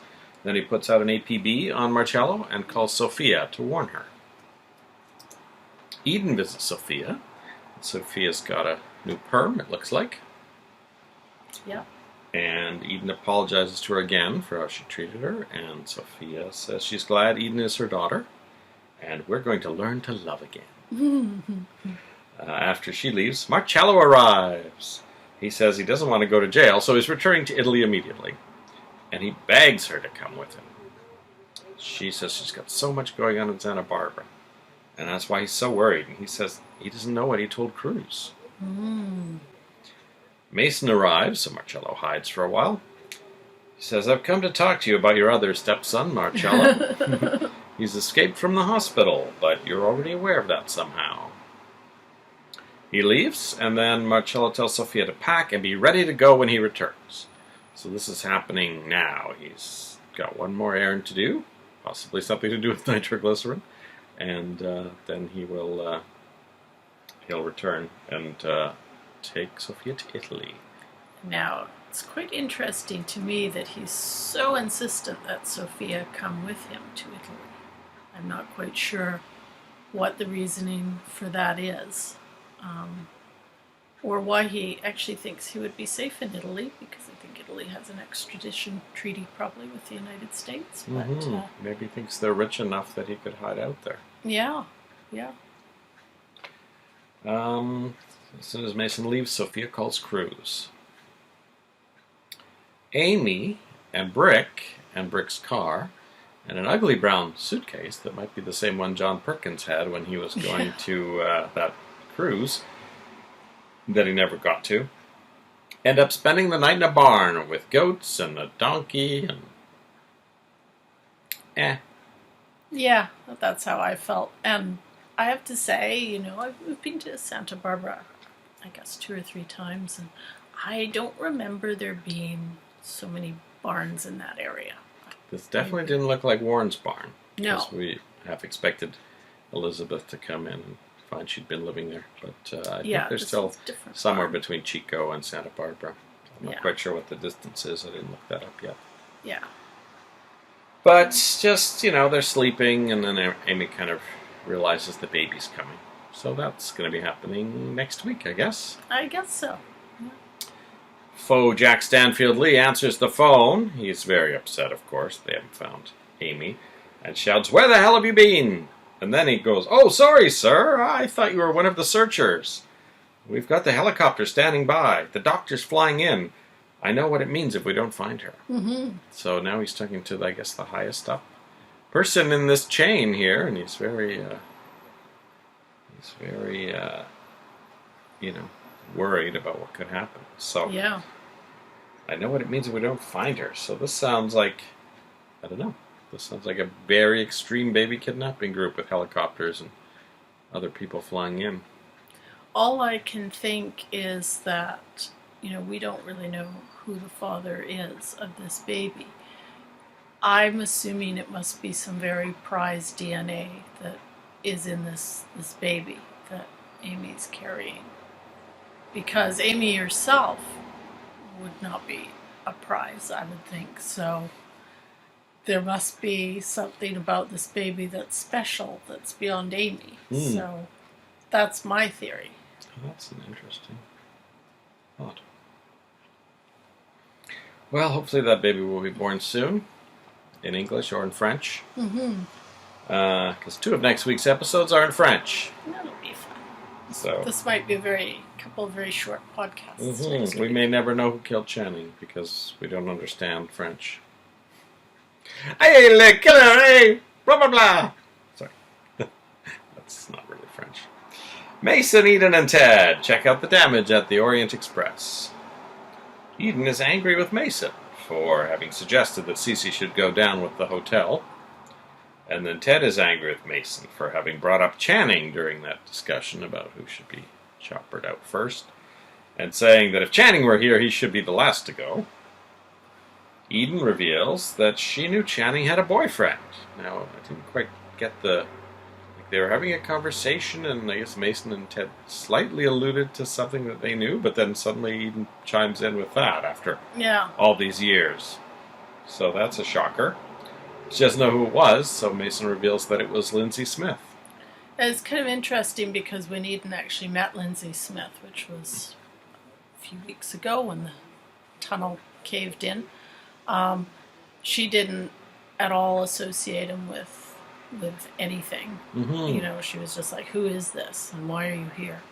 So that's interesting that she had absolutely no suspicions that Lindsay was involved with Channing at all, especially since we know that she actually did go to school with Lindsay, so she didn't even remember him from school. Oh, that's true. She says Channing confided in her shortly before he died, I guess? Yeah. Now, as we've already discussed, you know, when I first saw, I think this was probably a month or two ago, when we sort of had the first exposure, I guess, to Eden's relationship with Channing, to me it sounded actually a little bit negative. And then in subsequent ones, it's definitely seemed to have been a much more positive, very sort of collaborative, caring relationship. And I think this continues on that path. So yeah, I think maybe when she said, I knew Channing better than anyone, that's maybe what the writers had in mind. Yeah.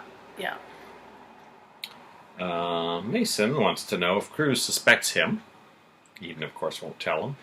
So he says he wears a size 15.5. We want the noose to fit just right. Christy arrives looking for her purse, and Ted assumes she's staying at the hotel, and she says she was just visiting a friend there. So, not sure if that's related to the guy that she ended up going to the wedding with, or how that exactly. Jade and Lakin enter. Bad news. Christy's out when Amy returns with the baby, which is coming very soon. But good news, Christy can stay with Lakin. And they talk about, how big the house is. And Christy says, oh, I'll pull my weight in weeds. And they also talk about, someone says, are you sure she can handle Lionel and Augusta or something like that. So she's got an idea that Lionel and Augusta might be a little bit out there. And then as they leave, the girls talk about how fun it would be to hitchhike up the coast. That's just a little aside. I don't know if that's actually going to happen. Yeah, interesting summer story, I suppose. Back at the Lockridge house, Christy meets Warren and finds out, he runs a paper and says that she used to work as a gopher at a newspaper in Ventura. So I'm wondering if maybe Christy will be working for Warren. Yeah, that might be an interesting or a good way for her to tie in more closely with the story rather than being this random person who suddenly started staying with all these different families. And I guess Christy's been talking to Jade about Ted because she knows about Ted and Lakin and kind of tries to get a feel from Lakin about, you and Ted used to be a thing. And she's kind of implying she's interested. And she says, well, you can have him back anytime you want. There are a million guys I could go for. Ted arrives with her purse, and she asks what he wants for a reward, ticket stubs to the Who concert or a big kiss. And he says, both, but I'll have to see you another time. And he rushes out. Now, Lakin looks quite concerned by that response. And Lakin has another new hairdo, I think. Yeah, today. She does. It's very complex. I don't know if I can relate it to any other famous style from that era. It kind of feathered and frosted. But it had like a weird swoop to it as well, which I'm surprised managed to hold up. One of the things I've noticed about the Lakin-Ted storyline is a lot of the obstacles that are put in front of them having a relationship really depend on Lakin either being extremely unreasonable or just not really being very savvy about all the other women who are potentially circling around Ted. What are your thoughts on how this storyline is going to go? I think that Christy could definitely come between Lakin and Ted. I think she could perhaps have some flirtation with Lionel or Warren. I mean, she'd be very young for Lionel. Mm-hmm. But then again, I would have thought Eden was a bit young for Lionel. Because I'm assuming Christy is maybe a little bit older than Lycan and Jade. I mean, it could be. Yeah. Maybe when they start talking about school again towards September, we'll find out if she's actually in the same age range or not. Yeah. Yeah, it's unfortunately, the end of May. No one's talking about graduating yet, but that's only a few weeks away. So I assume we'll hear about that once we get the May sweeps out of the way. That'll be time for some just kind of administrative paperwork of figuring out what time of the year it is school-wise and what the kids are going to do for summer. Yeah, so it'll be interesting to see sort of how that unfolds, and if we ever see Jackie Parks again. Who I'm not complaining about not seeing her, but she's kind of fallen off. She hasn't been mentioned. Yeah. Kelly is drying Nick's hair after their rainstorm yesterday, and he is laughing and having a good time, so he asked her to come out, and she agrees. He says, "Oh, you can come to my place while I change," and she says, "Oh, no, let's just put you in some of Mason's clothes, that way we don't have to go to your place." So they end up at the State Street Bistro, and they dance. After a few false starts, they have a successful dance or two. Mm-hmm. But then If Ever You're in My Arms Again plays on the jukebox, Mm-hmm. and Kelly just can't do it anymore. She ends up sitting it out and then saying, "No, take me home." Then when they get home, Ted opens the door, and he's very upset because no one knew where Kelly was all day, and there's a killer out looking for her. So Nick reveals that he actually had been keeping the police up to date on their location the whole time, which kind of surprised Kelly. Mm-hmm. Then Nick's trying to ask Kelly on a second date, and Ted keeps opening the door, telling her, "Are you coming again or what?" So, but eventually he manages to ask her out again, but Kelly says, "Nick, I don't know." Which isn't a no. It's not a straight up no. Mm-hmm. So I think he's going to keep trying. I mean, I think she'll remember she had a good time. Yeah. She can't really go to Marcello for advice at this point. No, not but really. Maybe she'll get another psychiatrist. Maybe someone with an R name. Mm-hmm. Marcello is searching Cruz's filing cabinet on the houseboat, and he finds the list of suspects. Do we remember who was on that list? I think most of the Capwells and Lockridges were on that list. Lionel, Mason, Lindsay, Warren, Augusta, Marcello, and Reuben. It's interesting that Reuben was on the list. Yeah, Did that you know he was on there? No, I don't think. To me, it actually sounded a little bit different than I remembered it. Yeah, I don't know if it's the same as the original list. Or if he's maybe Cruz is being maybe revising it. Mm-hmm, or Maggie's. Maybe Maggie added Reuben, because, knowing, I don't know if Maggie knows about Brandon, but definitely that could be or even, not even the Brandon thing, just the Santana thing could be enough of a reason for Reuben to have been angry with Channing. So I wonder, I wondered when he sort of grabbed that list, and it seemed like that was what he was looking for, but I wondered what he really would get from having that list. Yeah, I don't understand either. I mean, he must know he's on it. I mean, it's really just a list of names. I'm sure Cruz could get another piece of paper and write the same list of names. It's not like it's the negative for a top secret project or something like that. Oh, I just realized why he wants the list. Oh. But we'll talk about it after. All right. He hides when Eden arrives, and then Cruz phones to tell Eden that Marcello's on the way to the houseboat. So I guess, did he say that to Sophia, I guess? Because he said he heard it from Sophia. Mm-hmm. So he tells her to lock the door, so she locks the door and turns around only to find Marcello's already there, and they kind of push a table at each other for a while as he tries to get towards the door. She says, "Just give yourself up so you can die in prison." And he says, "Never!" And then she runs to the door, and he comes up behind her and knocks her out. I actually liked the way this scene played out in a lot of ways because, we sort of were expecting like the horror scene, the classic horror scene where the woman turns around and the killer is there and she screams. And definitely Eden is very shocked to find him there, but then she fights him. She shoves the table at him and screams at him. So she's actually quite feisty in this whole exchange. Mm-hmm. And that is the end of a very exciting week on Santa Barbara. Mm-hmm. And we still have another one ahead of us. Anything do. left in this week that you want to go over again? We've had a fire and almost 90% of a wedding.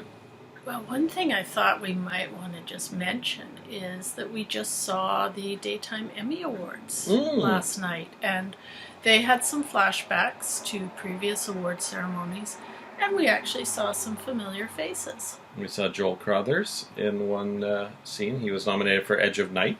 Mm-hmm. And was it Edge of Night? No, I think it was they said One it. Life to Live, wasn't I it? thought they said Edge of Night. I think it was someone else who was Edge of Night. Oh, okay. Well, someone we saw was One Life to Live. Yeah. And we missed the first 2 minutes. I'm not sure why. The PVR was insistent on not recording it. And apparently Eva LaRue won. She's a future Santa Barbara person. So, yeah. And we saw a little. So the clip where we saw Joel Crothers was from back in 1979. I think we saw a slightly more recent one that had Mercy Walker in it. Mm-hmm. Just an audience Yeah, shot. I think it was like from the late 90s when she was Liza on All My Children, I assume. Yeah, and we also, of course, saw some Santa Barbara alumni in the in memoriam section. That's right. We had Marge Doucet in there, and James Lipton isn't a Santa Barbara alumni, but he was the head writer of Another World. So, and I think we saw Marge Doucet also in a scene applauding when Susan Lucci had finally won the Emmy in one of the flashbacks. Mm-hmm. I realized later why they were doing so many flashbacks, because they couldn't really do any dance numbers or any of the skits they normally do because of the lockdown. So they probably figured showing classic scenes was a good way around that. So now that I realize why they were doing that, it kind of makes sense. And we did see not a current, but I think a future C.C. Capwell. That's right. They showed a scene of Jed Allen when he was on Days of Our Lives as I don't want to say Mark Craig. That's not right. Don Craig. Don Craig. Yeah. Yeah. So I think there were a couple more in memoriams too for Santa Barbara as well, but they're not characters that I've reached yet. Oh yeah, that's right. Roscoe Bourne and John Callahan. So Eva LaRue's ex-husband. Yeah. Well, that is it for this week, I guess. I strongly suspect next week someone is going to get a note that says, "Come to the study." We will see when we return for week 44 of Misha and Dianne Watch Santa Barbara, and after we watch episode 213. See you then. Bye-bye. Is there any other despicable person among us, some potential murderer who might be willing to take on that job, whom we might deem worthy of a death worse than fate?